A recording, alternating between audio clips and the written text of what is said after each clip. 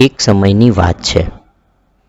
એક નાનકડા ગામમાં એક માલિકના ઘરે એક ભેંસ રહેતી હતી.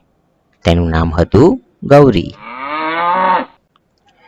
ગૌરી ખૂબ જ શાંત અને મહેનતી સ્વભાવની હતી. તે ગામના એક ખેડૂતની ખૂબ જ વહાલી હતી.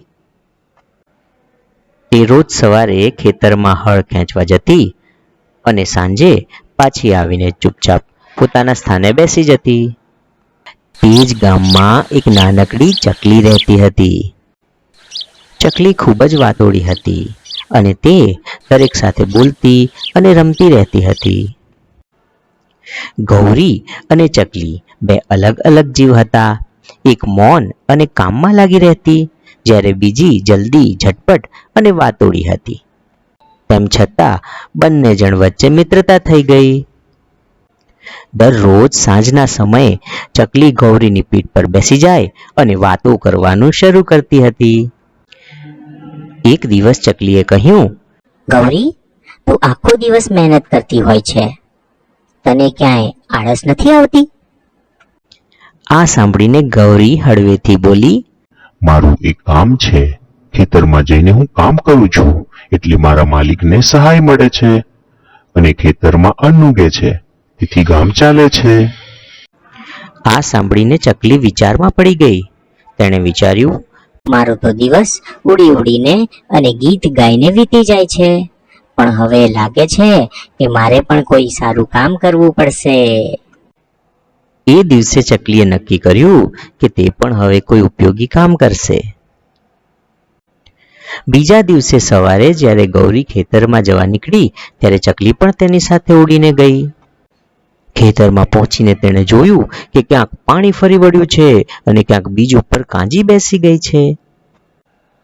આ જોઈ ચકલીએ તો તરત ઉડી ઉડીને અને બીજ બચાવવાનું શરૂ કર્યું. તેણે બીજા પંખીઓને દૂર હાંક્યા. ખેતરની આજુબાજુ ઉડીને પાકની નજર રાખી. આ જોઈને ખેડૂતને પણ નવાઈ લાગી અને તે ચકલીની સામું જોઈ રહ્યો.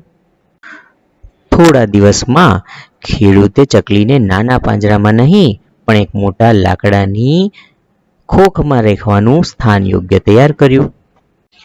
હવે તો ચકલી પણ ખેત મજૂર બની ગઈ હતી. એક રાતે અચાનક આકાશ કાળા વાદળોથી ઘેરાઈ ગયું. વીજળી ચમકી અને તુફાન આવી ગયું. પવન એટલો જોરદાર હતો કે વૃક્ષો પણ પડી ગયા. આ દોડાદોડમાં ગૌરી લપસી પડી અને તેના પગમાં ઈજા થઈ. આખું ગામ દોડીને આવ્યું, પણ તો પણ ભેંસ તો ઊભી ન થઈ શકી. ચકલી તો ભયથી કાપી ઉઠી, પણ તે હાર માને એમ નહોતી. ચકલી તો તરત જ ગામના પશુવૈદ પાસે ઉડી ગઈ, પણ રસ્તા પર પવન એટલો જોરદાર હતો કે તેને જમીન પર પડી જવું પડ્યું. છતાં ઘાયલ ચકલીએ હિંમત ન હારી અને તે વાયુની દિશામાં ઉડી અને પશુવૈદ સુધી પહોંચી. પશુવૈદ તો ચકલીને જોઈને ચોંકી ગયા અને ચકલીની હાલત જોઈને તેમણે તરત ચકલીની સાથે જઈને ગૌરી પાસે પહોંચ્યા. પશુવૈદે ગૌરીને પાટાપિંડી કરી અને મિત્રો, 2 જ અઠવાડિયામાં ગૌરી ફરીથી ઊભી થઈ ગઈ અને તે પહેલા કરતાં પણ વધારે મજબૂત હતી. પણ હવે ગામમાં દરેક જણ જાણતા હતા કે ગૌરી તો ચકલીની શૂરવીરતાના કારણે બચી છે. ગામના મુખિયાએ ચકલીને ગામની રક્ષિકાનું પદ આપ્યું. તો આ વાર્તાથી આપણને શું શીખ મળે છે મિત્રો?